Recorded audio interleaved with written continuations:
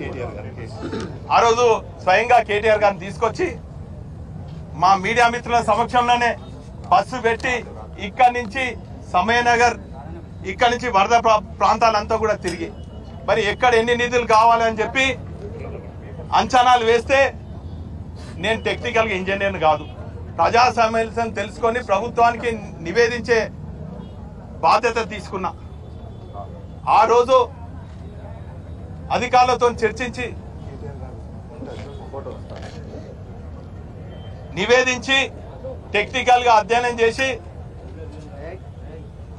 ఒక 500 కోట్లు నివేదిస్తే తక్షణం రిలీఫ్ కింద 250 కోట్లు ఆ రోజు ముఖ్యమంత్రి గారు మరియు కేటీ రామారావు గారు మరి శాంక్షన్ చేసినటువంటి విషయం మీ అందరికి కూడా తెలుసు. చూడండి, ఇది 2 అడ్మినిస్ట్రేటివ్ శాంక్షన్. మేము 500 కోట్లకు అంచనా వేస్తే 250 కోట్లకు మరి ఇవ్వడం జరిగింది.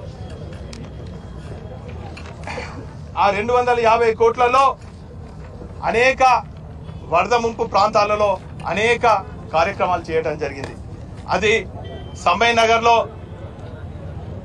నాలాలకు రివిట్మెంట్ అయితేనేమి, అదేవిధంగా రోడ్డు మరమ్మతు కోసం అయితేనేమి, కాజ్బేట్ నుంచి యూనివర్సిటీ కనెక్ట్ అయ్యే సమయ్ నగర్ 100 ఫీట్ రోడ్ అయితేనేమి, లేక నాలా ఇంప్రూవ్మెంట్ కోసము సమయ్ నగర్ నుంచి ప్రెసిడెన్సీ స్కూల్ వరకు అనుకోండి, లేక ఇక్కడి నాలా ఇంప్రూవ్మెంట్ కోసము ఇక్కడి నుంచి యూనివర్సిటీ వరకు మరి సమయ్ నగర్ వరకు కూడా ఉన్నటువంటి నాలా ఇంప్రూవ్మెంట్ కోసము మరి నిధులు కేటాయించి అడ్మినిస్ట్రేషన్ తీసుకొచ్చి మరి కాంట్రాక్టర్ని పిలిచి టెండర్లు కొనసాగించి మరి పనులు కూడా పూర్తి చేసిన విషయం ఈ సందర్భంగా గుర్తు చేస్తున్నాను. అయితే ట్రాఫిక్ ను దృష్టిలో పెట్టుకొని ప్రజలకు ఇబ్బంది కావద్దు అని చెప్పి అటు సమయ్ నగర్ 100 ఫీట్ రోడ్ వైడనింగ్ కానీ, ఇటు నైమ్నగర్ బ్రిడ్జ్ వైడనింగ్ కానీ 2 సైమల్టేనియస్ గా జరగొద్దనే ఉద్దేశంతో సమయ్ నగర్ లో ఉన్నటువంటి కాజుపేట నుంచి కేఎల్సీ వరకు జరుగుతున్నటువంటి వైడనింగ్ లో ఫస్ట్ పోర్షన్ గా సమయ్ నగర్ తీసుకున్నాం. ఆ తర్వాత రిటైనింగ్ వాల్ తీసుకోవడం జరిగింది. ఆ తదుపరి ఇక్కడ కార్యక్రమం చేద్దామని చెప్పి మరి అంతకుముందే మరి ఇక్కడ రిటైనింగ్ వాల్ కూడా మరి నిర్మాణం చేసినటువంటి విషయాన్ని మీ అందరికి కూడా తెలుసు. అయితే ఆ కార్యక్రమం సమయ్ నగర్ వైడనింగ్ అయిన అనంతరం ఈ కార్యక్రమం ప్రారంభిద్దాం అనుకునే వరకే ఎలక్షన్ కోడ్ వచ్చింది. ఆ ఎలక్షన్ కోడ్ లో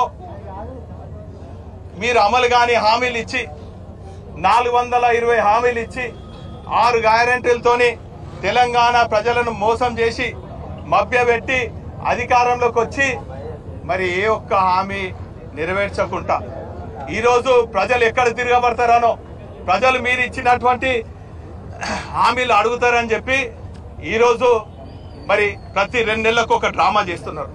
స్టేట్ లో ఒక డ్రామా అయితే స్ట్రీట్ లో ఒక డ్రామా, అక్కడ ఏ డ్రామా అయితే ఇక్కడ ఆ డ్రామా. ప్రజాస్వామ్య వాదులందరూ కూడా నవ్వుకునే పరిస్థితుల్లో మీ ప్రకటనలు ఉన్నాయి. మీ ముఖ్యమంత్రి గారు ప్రతిపక్ష నాయకుడిని లాగులలో తొండలు జొరగొడతా అంటాడు, గుడ్లు బీకి గోళీలు ఆడుకుంటా అంటున్నారు. అదే పద్ధతిలో నువ్వు గాజుల సంస్కృతి అట. నాయనానే 18 ఏళ్ళు ప్రజాప్రతినిధి ఉన్నా, కార్పొరేటర్గా ఉన్నా, ఎమ్మెల్యేగా ఉన్నా, మరి ఉద్యమకారుగా ఉన్నా, రైలు రోకోలు చేసినాం, రాష్ట్ర రోకోలు చేసినాం. సమైక్యవాదులకు కూడా ఈ గాజుల సంస్కృతిని నేను చూపెట్టలేదు.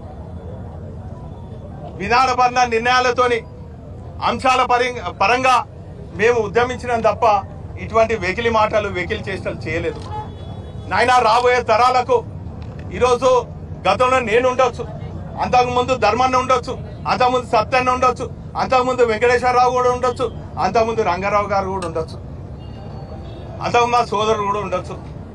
రాబోయే తరాలలో నేను ఉంటామో, నువ్వు ఉంటావో, ఇంకా రాబోయే తరాలు ఎవరు ఉంటారో, ఇక్కడ ఉన్న వాళ్ళు ఉంటారో, మీ మిత్రులకెళ్ళే ప్రజాప్రతినిధులు అవుతారు, మీ ప్రెస్ మిత్రులకెళ్ళి అవుతారో తెలియదు. కానీ ఒక మంచి సంస్కృతి సాంప్రదాయాన్ని కొనసాగించే విధంగా, సమస్యలను పరిష్కరించే విధంగా చేద్దాం తప్ప ఇటువంటి వెకిలి మాటలు. ఒకరోజు వినయ్ భాస్కర్ దమ్మేంది ధైర్యమైంది అంటాడు, ఒకరోజు వినయ్ భాస్కర్ ఎంబడి ఎవరున్నారు, ఒక తొర్రి ఒక మర్రి అంటాడు. ఇవా ఒక ఉద్యమకారుడు, టీజే రాష్ట్ర అధ్యక్షుడు, కేసీఆర్తో సమకాలీకుడు, నిస్వార్థంగా ఉద్యమంలో పాల్గొన్న వ్యక్తిని పట్టుకొని ఇష్టం వచ్చిన మాటలు. నా ఎంబడి ఎవరున్నారు అంటారు.